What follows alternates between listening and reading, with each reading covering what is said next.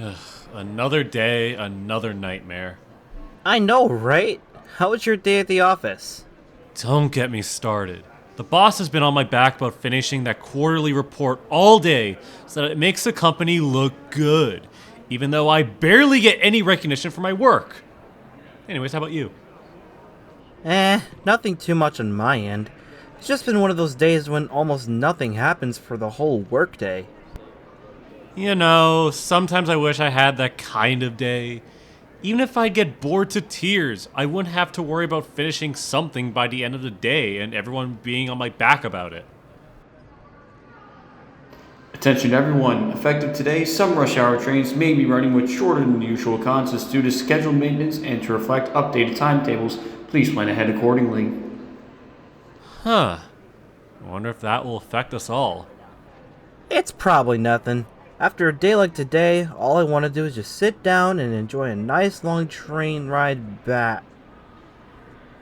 Really? One car? You think there's any room inside? Let me see. Yeah, not even close. That's alright, we could take the next one. When is that again? Let me check the timetable here. It's, not for another 3 hours. Forget this. I need a drink. Kelly's? Kelly's. I've always been fascinated by one-car long passenger trains in North America, where an engine that's often found on exquisite intercity and long-distance services is being overutilized to pull a single coach. These remarkably short trains were a sign of the times for the railroads in the 60s and 70s, as ridership on several lines was down to the point where just one car was all that was necessary to run these intercity and sometimes even commuter services. Therefore, I decided to make a video that goes into as many photographed examples that I could find of this type of train. One locomotive, one coach. For the sake of keeping things interesting, and to not run on for too long, this video does not include single car long rail cars such as what RDC, or the various types of doodlebugs. This does not include mixed trains where one coach runs behind several freight cars. This does not include one car long tourist operations. And to keep things interesting, this does not include steam engines hauling one coach, as there are likely too many one car long trains to track in the earlier days of railroading. Exceptions have been made for one baggage car in between the locomotive and the coach, with passengers still being able to access only one of the two cars in the consist, as there were a few examples of those consists across the US during the decline of the railroads as well. In some cases, these services were soon upgraded to see more coaches and a revival of ridership, while others dwindled away and were sadly lost to time. As today, we'll be taking a deep dive into the overlooked world of one-car wonders. Starting off with the lines that already hosted short consists to begin with, we have the secondaries and branch lines, with our first example being the Santa Fe's Pecos Valley Streamliner, running between the main line at Carlsbad and down to Clovis, New Mexico, with one notable stop including a small town named Roswell, New Mexico. What I love about this line, despite its short route and consist, is that it had some of the most diverse equipment out of any service in this video, and it was treated with the most style with its advertising and with the power that was usually assigned to it.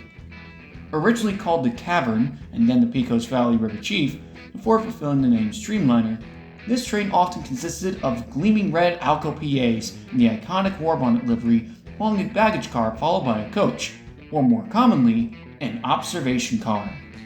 Whenever an Alco PA wasn't available, a do-it-all EMD GP7 in the equally iconic blue and yellow would often suffice, and in some cases, even a doodlebug would be used to tow the coach.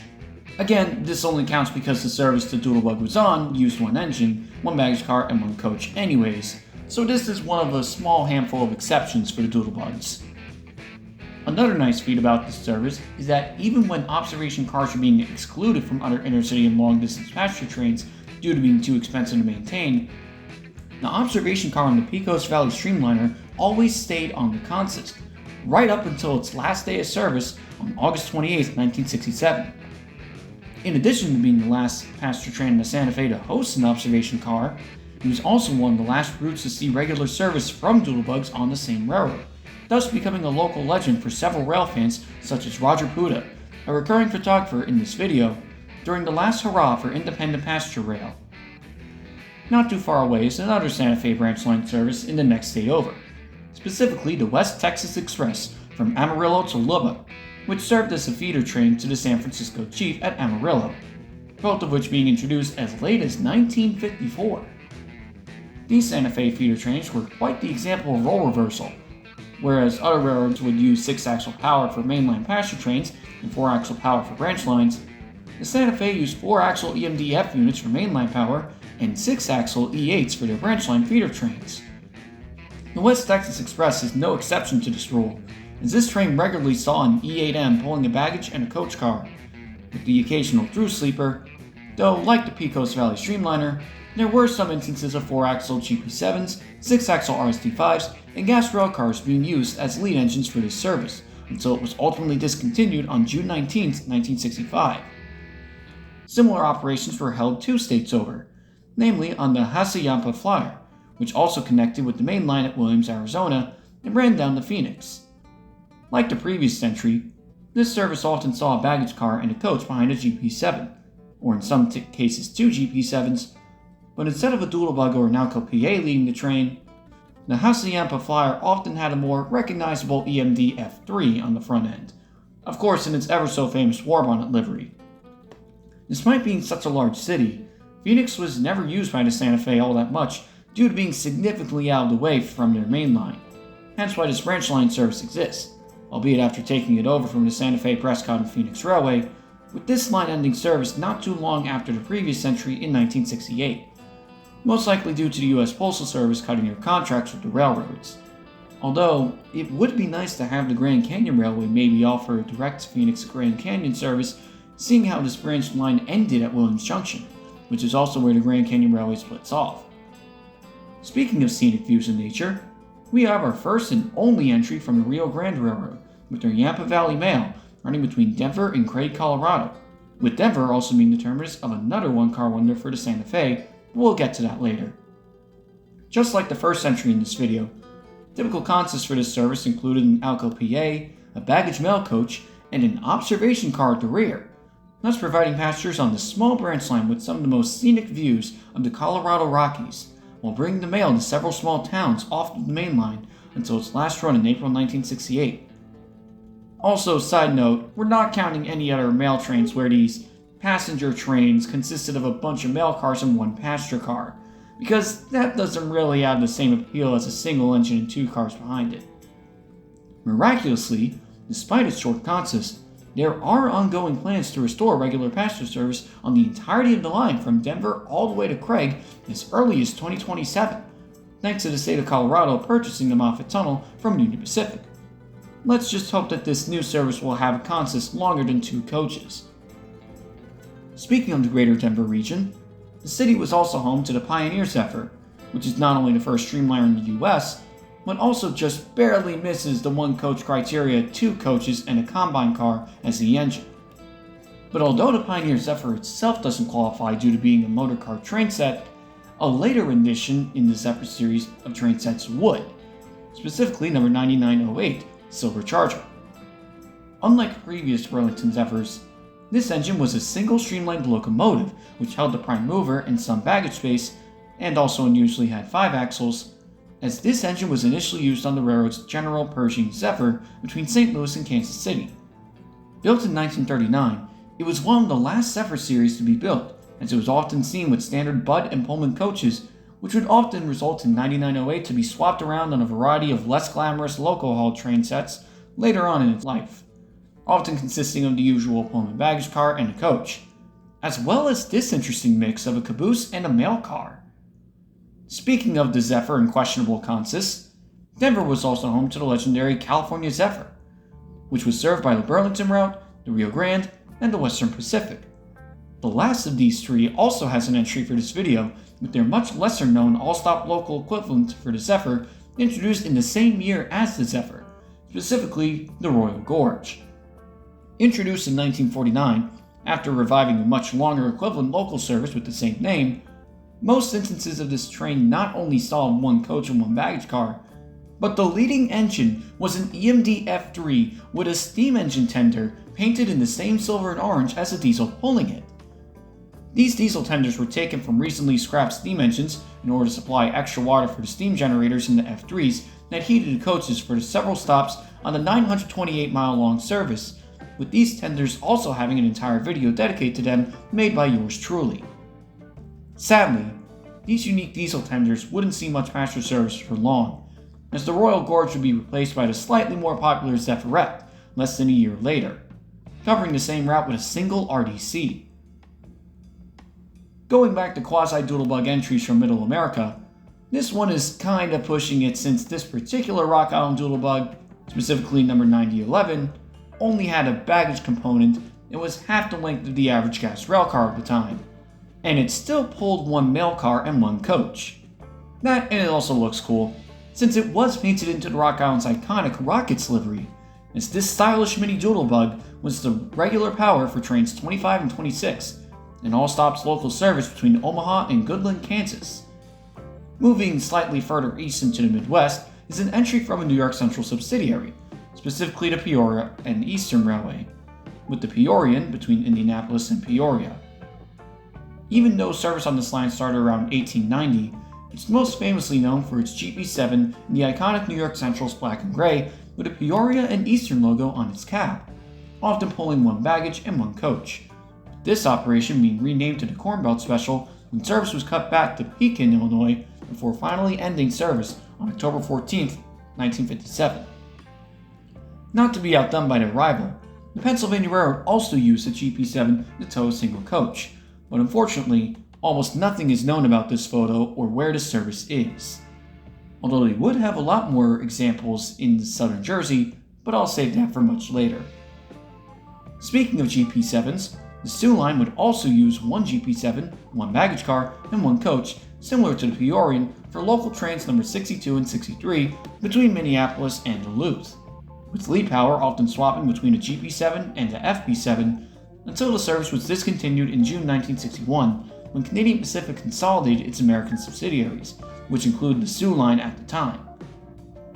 Now I know I mentioned that mixed trains weren't included in this video, but I have to give a shout out to the Chesapeake and Ohio Hot Springs Mixed, which often consisted of a GP7, a coach, and a caboose, thus being a rare instance of cabooses being placed at the end of passenger trains instead of freights.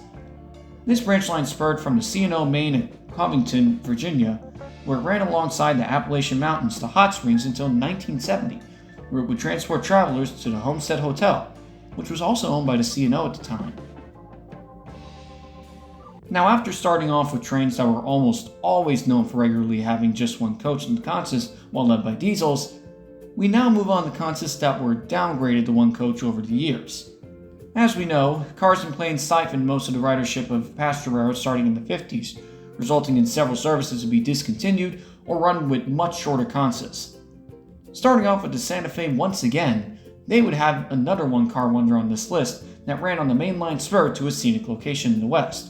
specifically trains 190 and 191, the Denver branch of the Super Chief that ran from La Junta, Colorado to Denver.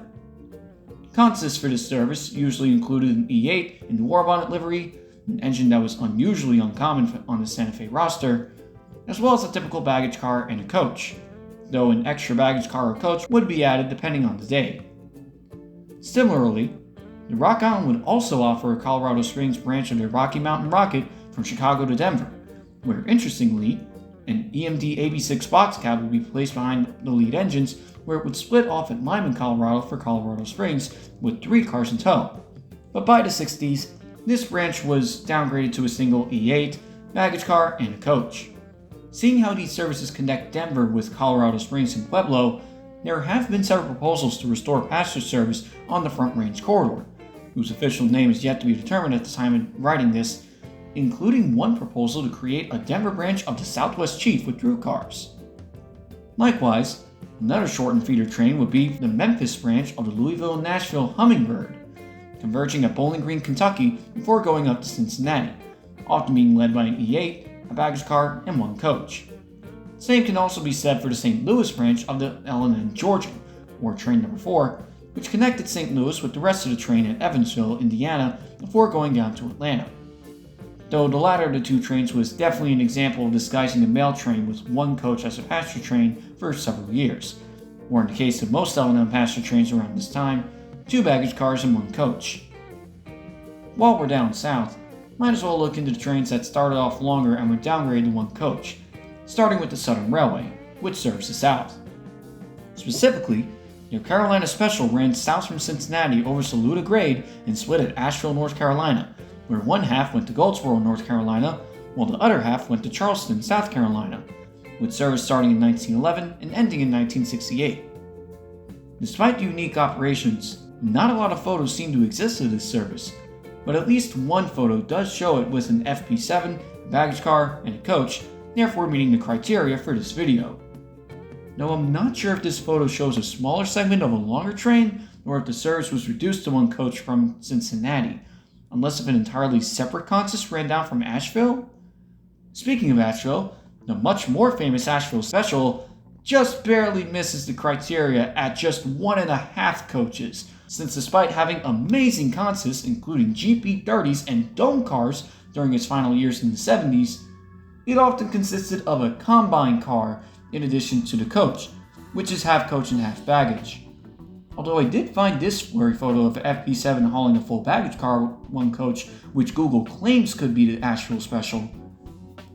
While we're on the topic of the Southern in the 60s and 70s, they did introduce a new quasi-commuter 1-car wonder service, specifically train numbers 7 and 8, which ran from Lynchburg, Virginia to Washington, D.C., consisting of an FP7 and 1 coach car, supposedly with the occasional boxcar in the rear.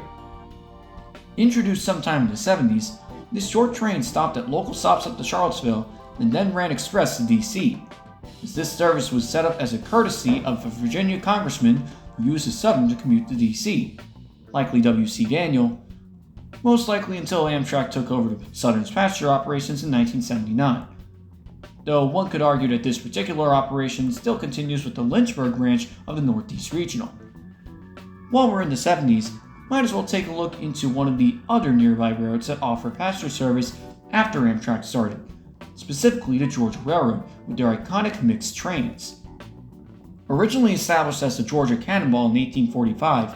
this passenger service ran between Atlanta and Augusta, Georgia for this historic yet small railroad, as this line was the last surviving passenger service on the railroad, and it was converted into a mixed train in 1969 to save costs and to still be eligible for tax breaks from the state by offering passenger service.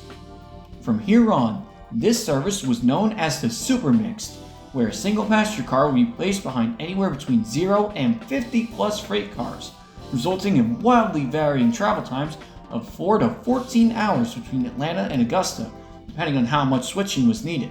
until mixed train service finally ended all the way in 1983. Even though the mixed train consists of countless freight cars in front of a single coach doesn't qualify, the few consists of just 1 coach and or 1 coach and 1 baggage car behind 1 or even 2 engines does, especially when said engine is a newer GP38 in addition to the usual GP7. To add to that, the Georgia Railroad was also a subsidiary of the Atlantic Coast Line and later became part of the Seaboard System, a holding company that started with the merger with the Seaboard Coast Line, which just so happens to be the next railroad to be covered, as they hosted both a 1 baggage car and 1 coach consist and a half car consist.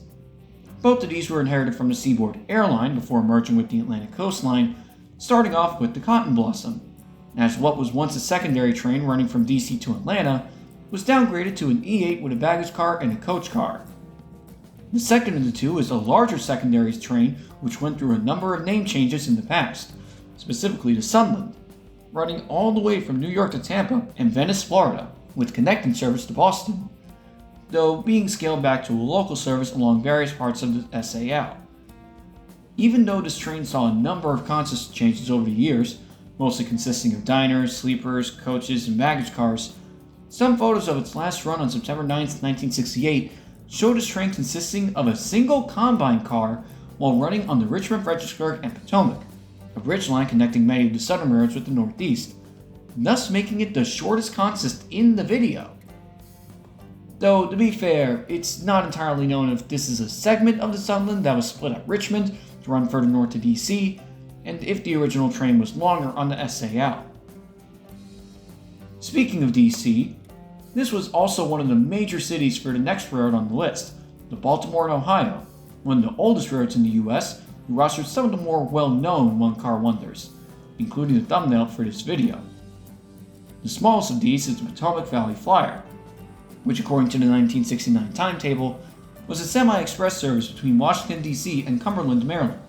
likely a successor of various express and local trains in the same region,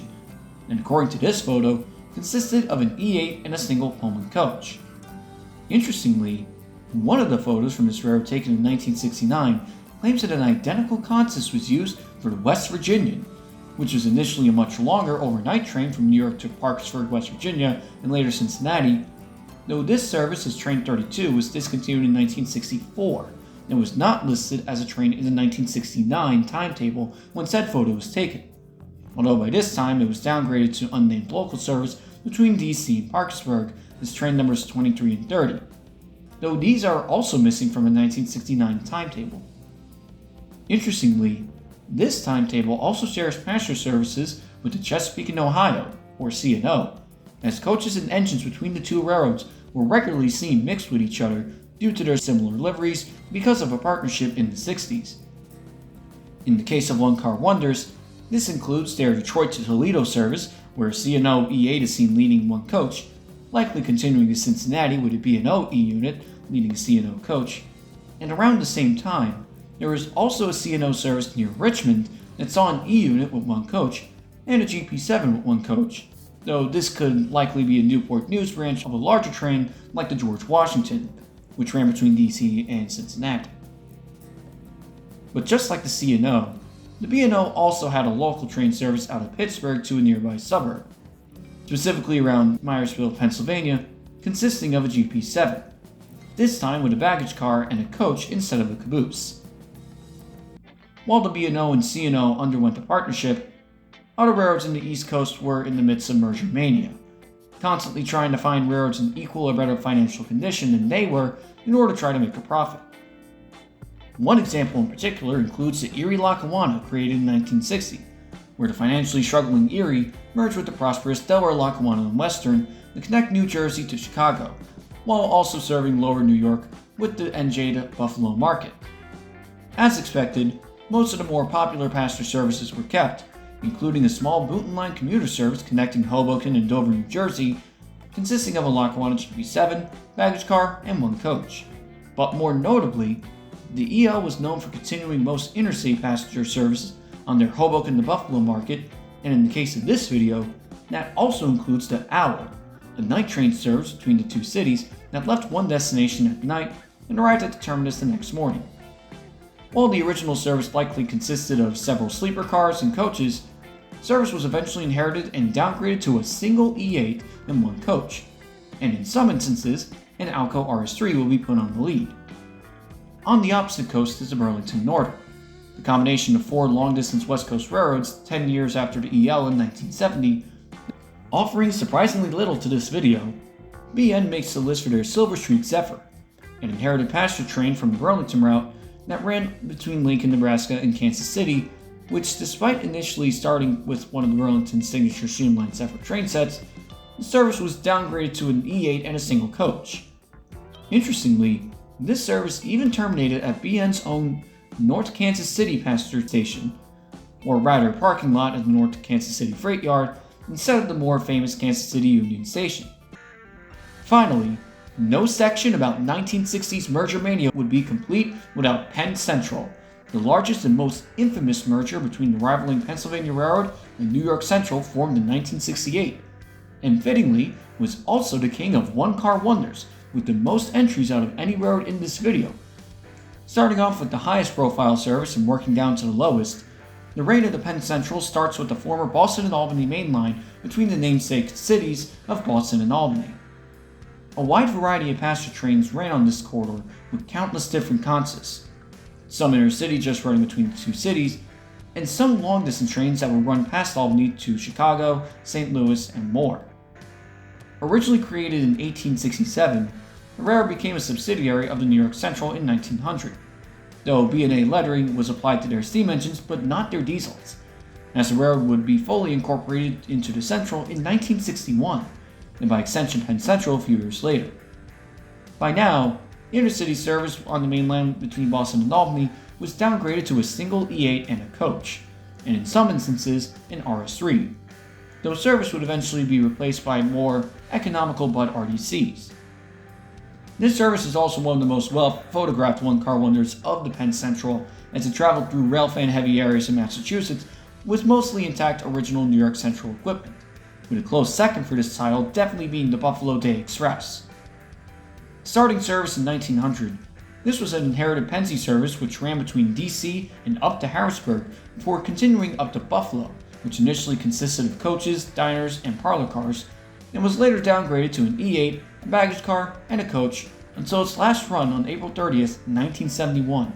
just before the formation of Amtrak.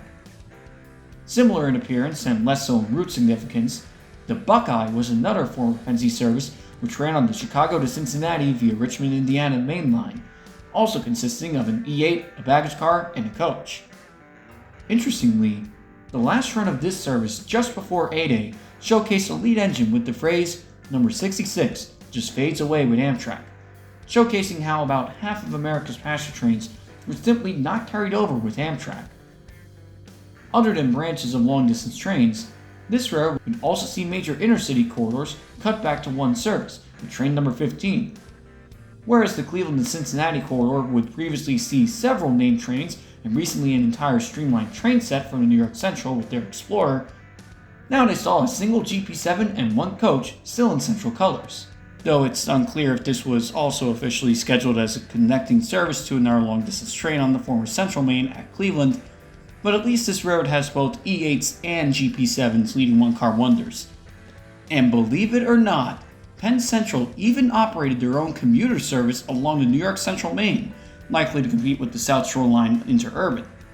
Likely inherited from a local train or two from the Central, the Kendallville Local departed Chicago LaSalle Street Station and ran local service to Kendallville, Illinois with a single E8 and one coach.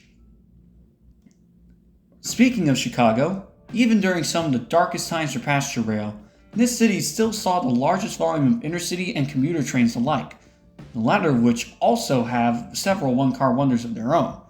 even dating back to the early days of dieselization, such as this rarely photographed Chicago and Western Indiana commuter service with an Alco RS1 and a combine car. One of the most notorious in the Chicago region includes a Milwaukee Roads commuter service between Chicago and Fox Lake and between Chicago and Elgin, as even though these local services existed for decades before the 70s, they're most well known for regularly having some of the shortest consists of the Chicago commuter services. Usually sporting no more than 3 coaches per trip, it wasn't uncommon to see a once mighty E8 or E9 that previously hauled long-distance and intercity trains for the same railroad in Armor Yellow, pulling a single Bud Gallery car cab car. At least with this train, and almost every other Chicago commuter service, this meant that the train could simply reverse out of the last stop to start the next train, instead of having to turn around the engine or the entire consist. And to the Milwaukee's credit, they were also the first commuter service to purchase new engines for their short trains, specifically the F40Cs, almost a full decade before the famous F40s would be ordered for other commuter railroads, with most of said bi-level commuter services still running to this day on their Metro. On the other side of Chicago's Union Station, whereas the Milwaukee Road was known for running its shortest consists, the Burlington route was known for running some of the longest, as 4-car-long gallery cars would speed down the Burlington racetrack to Aurora behind silver E-units, though it wasn't unusual to see the occasional 1-car-long train on the Burlington. Right in the middle, but not starting at Union Station, were the other big two, the Chicago and Northwestern starting from Ogilvie Terminal, and the Rock Island starting from LaSalle Street Station. Both railroads ran about 2 or 3 car-long commuter trains in addition to a small handful of intercity services, either using gallery cars or standard coaches. While I was able to find this one instance of the CNW's Peninsula 400 being 1 car long from Chicago to Ishpeming, Michigan, I surprisingly wasn't able to find any 1-car wonders for the Rock Island around this time or area. Though something tells me that they ran at least one 1-car wonder at some point during the 70s, even if there weren't any photos taken of it. But Chicago wasn't the only city to see 1-car commuter trains, such as Milwaukee, Wisconsin, which saw the cannonball between Milwaukee and Watertown served by the railroads of its namesake city. Even though its consists would usually be 2 or 3 cars long, it also wasn't unusual to see one coach behind an EMD FP7 during less busy times of the day, until service was discontinued in July 1972. Moving down to the West Coast, the Southern Pacific also used a single GP7 and a Pullman coach for the Gerber Local, which was likely a commuter service between Sacramento and Gerber, California along their main line, though little info is known about this train. Jumping all the way back to the Northeast, the New York, Susquehanna, and Western also had a long-time commuter service, namely with the Butler Day Express from Butler, New Jersey to a place just outside of Hoboken named Susquehanna Transfer, where commuters would transfer the bus service to New York via the Lincoln Tunnel. Consisting of different consists over the years, by the 50s the service would usually consist of a single Alco RS1 and one coach, thus being the only service in this video to have an ACF commuter coach instead of a Bud or a Pullman coach, until service was discontinued in 1966. Interestingly, this came only 3 years after a court case where the Supreme Court of the United States voted 9-0 in favor of keeping this particular commuter service running, but a local state court gave the railroad the authority to discontinue the service in 1966 due to the railroad's struggling financial status. And while we're in the Northeast, might as well highlight one of the largest and most well-photographed small railroads that rostered one-car wonders, namely the Pennsylvania-Reading Seashore Lines. Created in 1933 by merging the various South Jersey branch lines of the rivaling Pennsylvania and Reading railroads, this combined railroad operated multiple commuter services from places such as Ocean City and Cape May, where they would run up to Camden and then transfer to ferry boats that would bring them to Philadelphia, or transfer to the Bridgeline subway that would bring passengers across the Ben Franklin Bridge. Depending on the line, consists would regularly vary from a mix of Pennsy and Reading steam engines pulling anywhere between 2 or 10 coaches, though it wasn't uncommon to see a smaller steam engine hauling one coach. But for the sake of this video, dieselization and declining ridership due to the car and lack of a direct one-seat ride connection resulted in most trains on this railroad consisting of a Baldwin AS16 and S12 switchers hauling a single coach, and in some cases a single cab car for service to Pemberton, New Jersey, as these types of PRSL trains would be some of the most frequently photographed during its latter years of passenger operations. Eventually, many of these trains would be replaced by more economical Bud RDCs, as most lines would either shut down or be inherited by NJ Transit, until service was ended on these lines as late as 1981, although the main line from Philly to Atlantic City would be restored by Amtrak and NJT a few years later. Speaking of Amtrak, as the story goes, passenger trains are being cut left and right due to low ridership and high cost of maintaining one-car wonders and other short trains like them. Luckily, the US government pitied these short trains with low ridership as people were still riding them, so they created Amtrak in 1971 to take over almost all passenger rail service in the US. But that's not to say that this mega railroad didn't have some one-car wonders as well, with at least one example per previous decade. The first and most power-diverse of these was the Washington, D.C. branch of the National Limited, the former Pennsylvania Railroad Spirit of St. Louis, from New York to St. Louis and later Kansas City, where instead of going to New York via the Keystone branch in the Northeast Corridor, one coach of the long-distance train would be separated at Harrisburg, where it would be brought down the XPRR Port Road branch over to Baltimore and later Washington, D.C. Since this service started during a time when some freight branches still had the wires up, most of the few available photos of this run would show a GG1 pulling a single Amtrak coach for the segment between Harrisburg and Perryville, Maryland. Also of note around the same time was the Newport News branch of the James Whitcomb Riley, the combination of the former New York Central train of the same name from Chicago to Cincinnati, and the Chesapeake and Ohio's George Washington between Cincinnati and DC. Instead of running on the entirety of the C&O main line, the single coach, and in most instances, a single dome car, will be pulled by a C&O or chassis system GP7 after being separated from the consist at Charlottesville, Virginia, and travel down the former C&O Newport News branch to Newport News, Virginia. Sadly, the National Limited and James Whitcomb Riley will be two of several long-distance services to be discontinued during budget cuts in the late 70s, with service on many of these lines still not being returned to this day, with these little-known connecting services being taken down with them. The second example representing the 80s is the Amtrak River Cities. Like the National Limited, This was also a one-car long connecting branch that not only connected the city of New Orleans with Kansas City, but it was also a through coach service at St. Louis with the Kansas City Mule, which would later become the Missouri River Runner. Technically classified as a long-distance train according to some sources,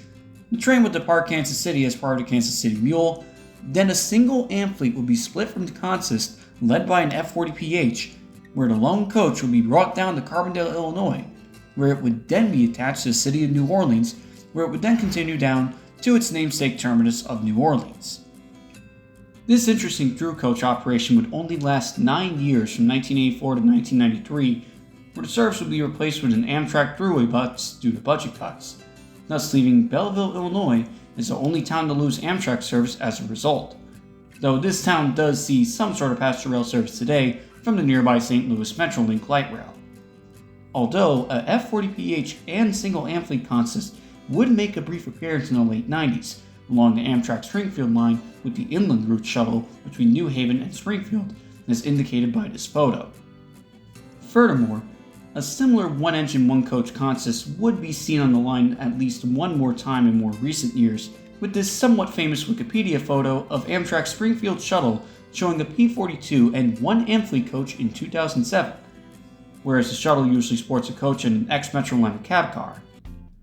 Representing the early 2000s are Amtrak's short-lived attempts of intercity mail trains, specifically the Lake Country Limited and the Kentucky Cardinal, with both trains barely lasting 4 years of service, and both of them have good explanation videos by Amtrak Guide 365 for more info. The former of the two, running between Chicago and Janesville, Wisconsin, seems to have more photos of its existence, with two consists that supposedly meet the video's criteria: a GE-8-32BWH, a baggage car, a Horizon coach, and the express freight trailer car, and the Dash 8, Horizon coach, and F40PH baggage MPCU, or cabbage car. Meanwhile, also starting at Chicago but this time running down to Louisville, and sometimes splitting off from the tri-weekly Cardinal, the Kentucky Cardinal was less photographed but had a more stable consist at a P32 and Dash 8, a high-level coach, and a mailbox car. Long story short, both trains were attempts by Amtrak to get into the express freight market, which went horribly wrong due to horrifically low passenger and freight usage, which resulted in both trains having their last run in 2003 after losing their respective freight contracts, with the Kentucky Cardinal sporting a single Horizon coach behind a Dash 8 and a P42 for its last run.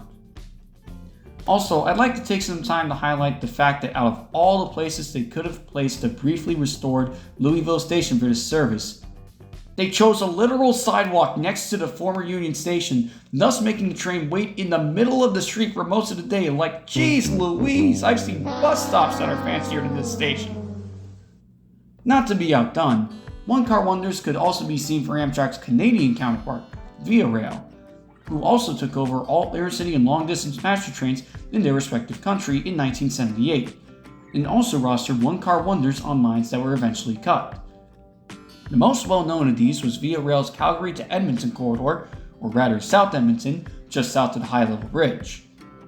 Initially being constructed in 1891, this service was inherited from the Canadian Pacific and usually saw a Canadian Pacific FP9 or GP9 leading a baggage car and one coach. Despite its colorful roster of Via Rail and CP Rail engines and coaches being mixed for this busy corridor, service would be taken over by a Bud RDC, though there would be some odd instances where GP9 would tow the RDC for the route. Service on the line would end on October 26, 1985, and Calgary would be left without passenger rail service from Via Rail to this day after the Canadian left 5 years later, though there has been a recent proposal to construct a privately operated high-speed line named Prairie Link between the two Albertan cities. Other examples include a Quebec City to Cochrane, Ontario train, running on part of the National Transcontinental's Montreal branch inherited from the Canadian National, likely to interchange with the Ontario Northland, consisting of an E-unit, a baggage car, and a coach. It just so happens that this train was also a one-car wonder while under CN, which kind of counts since there's a steam generator car between the lead engine and the baggage and coach, and apparently in some cases, 2 extra engines might have been added on at the rear. Luckily, this route is still mostly operated today by one of two one-car wonders that Via Rail still operates to this day, specifically their Montreal to Saint-Terre and Montreal to Jonquière trains, the former of which runs on the National Transcontinental Line between Saint-Terre and Latuque, Quebec. Formerly called the Abitibi and the Saguenay respectively, these two trains currently run tri-weekly out of Montreal Central Station as a combined consist, in which two consists of an F40PH, baggage car, and a coach are lashed up and travel north before splitting up at Hervey Junction. From here, one train, 603, 604, and 606, travels the National Transcon to Saint-Terre, while the other, 600, 601, and 602, travels on a CN branch line to Saguenay, or rather Jonquière, the town right next to it, and the two trains are scheduled to run combined at Hervey when traveling south towards Montreal. Because of its low ridership and low frequency, almost all stations on the line are flag stops, in which the train only stops if someone flags down the train at a designated location, or if someone on board informed the crew that they will be getting off at that station. Yet despite this, Via Rail still continues to offer these two one-car wonders to this day, offering great scenery and needed transit access to the most remote parts of Quebec to connect it with the rest of Canada. Luckily, passenger trains in North America are seeing higher overall ridership to the point where more people are taking them on a regular basis when compared to decades past for work and travel purposes alike, which in turn results in longer trains with more seats. But even today, with this renewed interest in passenger rail, there are still some examples of one-car trains throughout North America, in addition to the aforementioned examples from Amtrak and Via Rail. The most noteworthy of these is courtesy of my home railroad, the Long Island Railroad, with two instances of one-car trains. The first of these two includes the famous Greenport Scoot, an infrequent diesel shuttle service between Ronkonkoma and Greenport, whose origins date back to the railroad's original main line opening between Long Island City and Greenport in 1844. Even though several named trains would run to Greenport with several hour-long specials, service would be especially impacted in the 70s when the consist was downgraded to a single Alco RS3 and a P72 coach. Alternatively, a PNC GP10 leaser engine would also be used to pull this train, with the engine running around the consist at Greenport for the return run. Luckily, tourism on the North Fork of Long Island would help out the struggling branch line, as the Scoot would eventually be upgraded to two P72 coaches with a GP38 on one end and an MP15AC on the other, and later a DE30AC with a bi-level C3 cab car and coach. But every once in a while, usually once every other year or so to this day, notably during the winter season when ridership on the line is low and coaches are seen elsewhere, the Greenport Scoot will occasionally run with just one C3 cab car and one DE30AC, thus fulfilling the one engine, one car criteria of this video.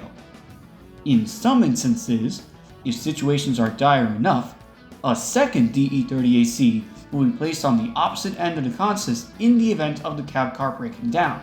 resulting in an engine-cab car engine sandwich on the Scoot, and therefore making it one of the most overpowered passenger trains in the country, with two engines for one coach. While on Long Island, the railroad would later add another one-car wonder to its belt, this time on the much more famous Montauk branch, the other East End Rural branch line, namely the South Fork Commuter Connector, or SFCC. This is a much more recent endeavor as the service started in 2018, frequently advertised by the LIRR as a new shuttle service to connect the outer suburbs between Spionk and Montauk. But instead of extending existing 4-car diesel sets from Babylon to Montauk, this twice-daily round trip is just a single coach long with a DE30AC and a C3 cab car. Bafflingly, despite its recent introduction and moderate publicity from the railroad, there's little to no footage of this service, likely due to the lower population that lives that far out east on the island, and more importantly, due to there not being as many rail fans that far east on the island. Even with the SFCC still running shuttle service between the South Fork East End suburbs to increase frequency on the line, it still isn't the newest one-car wonder in North America, as that honor goes to Tri-Rail Miami Central Shuttle service, which opened as recently as 2024. After a series of platform clearance tests at Miami Central Station, Tri-Rail finally started regular service to the recently opened Brightline Station in 2024, but since this was a soft launch of a two-stop shuttle service, The consist included a single Brookville BL36 GCH and a Hyundai Rotem CEM cab car. The train shuttled passengers solely between Miami Central and Tri-Rail transfer station, where they would transfer to regular Tri-Rail commuter trains, until 2025 when some peak express trains were routed directly to Miami Central. But despite this newly offered one-seat ride, the one-car Tri-Rail shuttle still runs to this day for non-rush hour transfers, as this overlooked connector serves as North America's newest example of a little-known but intriguing trend of train consists. Seeing how little known these one-car wonders are, it wouldn't surprise me if I missed a good number of them in this video. So if I did, feel free to let me know in the comments, as I'd love to learn more about these underrated operations and when they consisted of just a single coach. Thank you all for watching. Credit for all the photos used go to their respective photographers, and if you enjoyed the video, don't forget to like and subscribe for more. Have a good day.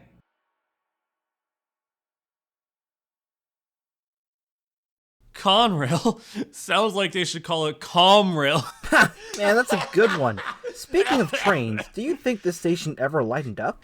It has to by now. I mean, who else could possibly be here? Oh, come on!